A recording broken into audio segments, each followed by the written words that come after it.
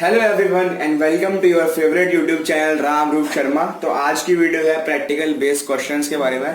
तो जैसा कि आपको पता होगा कि प्रैक्टिकल बेस्ड क्वेश्चंस आते हैं 12 मार्क्स के। जो 80 मार्क्स का साइंस का पेपर होता है उसमें 6 क्वेश्चन होते हैं 2 मार्क्स के, वो सेक्शन बी होता है। जो प्रैक्टिकल बेस्ड क्वेश्चंस होते हैं वो बहुत ही ज्यादा आसान होते हैं और मार्क्स स्कोरिंग होते हैं। तो भाई वो 12 मार्क्स तो ले ही आओ यार, वो छोड़ो मत। बहुत ज्यादा आसान क्वेश्चन होते हैं। आपने प्रैक्टिकल सारे पढ़े हैं तो उन्हें आप आसानी से कर सकते हो। और जो 12 मार्क्स के क्वेश्चन होते हैं ना, उनका सिर्फ फायदा सिर्फ 12 मार्क्स में ही नहीं होता। वो जो क्वेश्चन होते हैं, जो मेन सेक्शन ए होता है, उनमें जो क्वेश्चंस आते हैं वो उन क्वेश्चन से रिलेटेड होते हैं। तो 10 मार्क्स का फायदा आपको करीब सेक्शन ए में भी आ जाएगा। तो अगर आप प्रैक्टिकल बेस्ड क्वेश्चन ढंग से करके आते हो तो आपके 20 मार्क्स तो उससे आ जाएंगे भाई, बाकी ले ही जाओगे तुम, है ना भाई।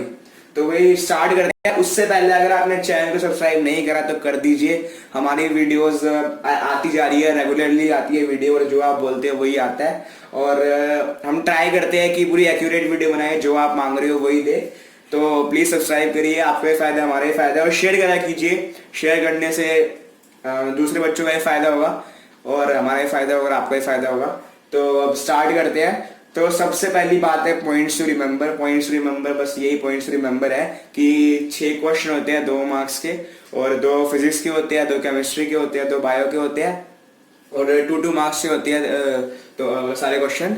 और जो ये क्वेश्चन होते हैं, अगर आपने मतलब प्रैक्टिकल ढंग से पढ़ लिए तो आराम से हो जाएंगे। प्रैक्टिकल पढ़ने की जरूरत भी नहीं है। हर प्रैक्टिकल की बुक जो आपकी होगी उसमें क्वेश्चन दिए होते हैं। प्रैक्टिकल के बाद में एक वाइवा के बारे में होता है और एक अलग क्वेश्चन होते हैं, तो दोनों कर लेना। वाइवा भी सही है, पर मेन प्रैक्टिकल बेस्ड क्वेश्चन लिखे होते हैं वही करना।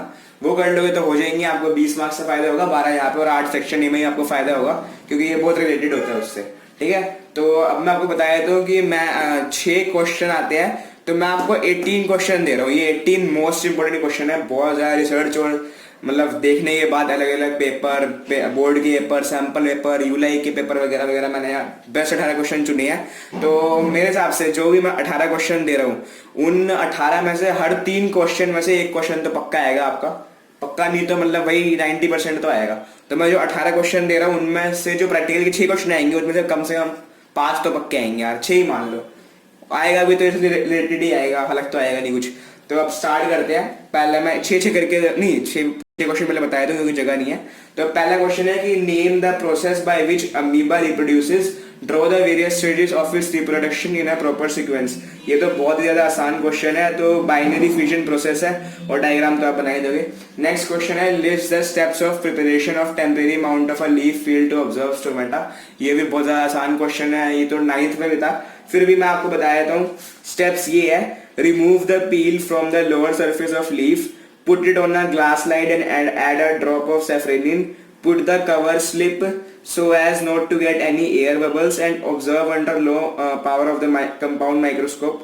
ठीक है, तो अगला क्वेश्चन है कि what are the 2 types of seeds and differentiate using examples। तो 2 टाइप के सीड होते हैं, एक डाइकोट होता है और एक मोनोकोट होता है। डाइकोट सीड में 2 कोटिलिडन होते हैं, मोनोकोट सीड में सिंगल कोटिलिडन होता है। डाइकोट सीड में एंडोस्पर्म में be used up and monocot में एंडोस्पर्म में बी परसिस्टेंट। और डाइकोट के एग्जांपल है बीन्स, ग्राम, पी, और मोनोकोट के एग्जांपल है मेज, व्हीट, राइस।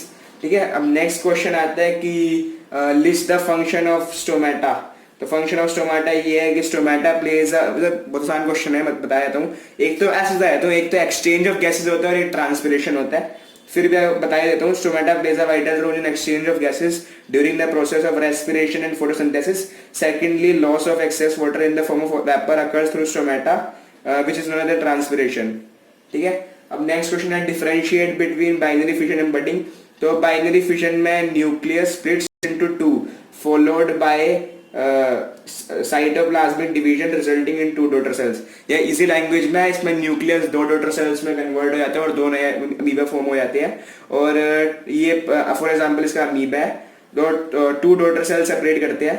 और बडिंग में a bud like outgrowth appears on the parent body with its own nucleus. तो जो पेरेंट बॉडी होती है उसमें से बड निकल आता है एक आउटग्रोथ की तरह, जिसका अपना न्यूक्लियस होता है। फिर द बड में remain attach to the parent body और में सेपरेट, तो वो बाद में सेपरेट हो जाता है जाके। और इसका एग्जांपल है यीस्ट और हाइड्रिया। और डिफरेंस इसमें ये भी है कि बाइनरी फिशन में 2 डॉटर सेल सेपरेट होते हैं और इसमें बहुत सारे होते हैं। क्योंकि बर्ड्स बहुत सारे बन जाते हैं तो बहुत छोटे छोटे होते हैं, ठीक है। और नेक्स्ट क्वेश्चन है कि ये नेक्स्ट क्वेश्चन कि test tube A contains of sodium sulphate and test tube B contains of barium chloride, the two solutions are mixed, what do you observe on mixing the two solutions, give the chemical equation for the reaction। तो सीधी सी बात है, तो बहुत आसान question है, ये पक्का आएगा मेरे हिसाब से, तो पक्का आएगा। आंसर ये है कि white precipitate of barium sulphate is obtained, barium sulphate का व्हाइट प्रेसिपिटेट ऑब्टेन्ड होता है। और रिएक्शन ये है कि Na2SO4 plus BaCl2 gives BaSO4 plus NaCl और BaSO4 है व्हाइट प्रेसिपिटेट। अब हम आते हैं नेक्स्ट क्वेश्चन पे। तो गाइस अब हम आते हैं अगले 6 क्वेश्चंस पर। तो पहला क्वेश्चन है how do you connect an ammeter and voltmeter in an electric circuit. तो ये तो बहुत ज्यादा आसान क्वेश्चन है। An ammeter must be connected in series of an electric circuit, a voltmeter must be connected in parallel of an electric circuit across those 2 points, potential difference between which is to be measured.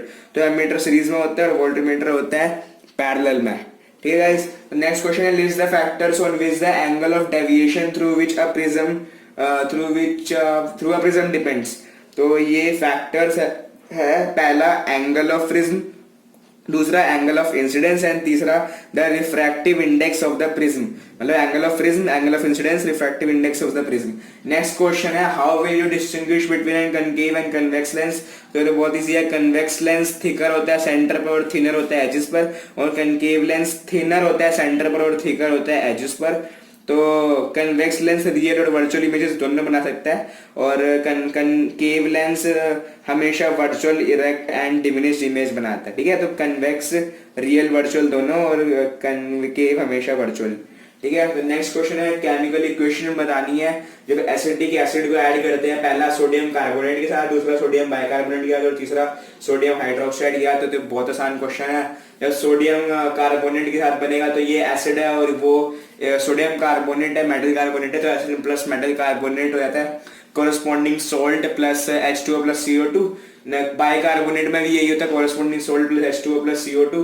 And फिर अगला है sodium hydroxide. Sodium hydroxide एक base है, तो neutralisation reaction रहेगी तो corresponding salt बन जाएगा, प्लस हमारा कोरस्पॉन्डिंग सोल्ट के साथ हमारा बन जाएगा हाइड्रोजन यानी कि H2, ठीक है। तो अब हम बात करते हैं नेक्स्ट क्वेश्चन में कि which gas is evolved if dilute hydrochloric acid is added to sodium carbonate। जब dilute हाइड्रोक्लोरिक एसिड को ऐड करते हैं सोडियम कार्बोनेट के, तो कौन सी गैस इवॉल्व करती है। तो हाइड्रोक्लोरिक एसिड एक एसिड है और सोडियम कार्बोनेट जो है मेटल कार्बोनेट है, तो गैस इवॉल्व होगी, सीधी सी बात है CO2 इवॉल्व होगा, CO2 इवॉल्व होती है, ठीक है। अगला क्वेश्चन है प्रिकॉशंस बताइए इस एक्सपेरिमेंट की। Tracing the path of a ray of light passing obliquely through a rectangular glass slab. तो इसकी प्रिकॉशंस तो बहुत आसान है।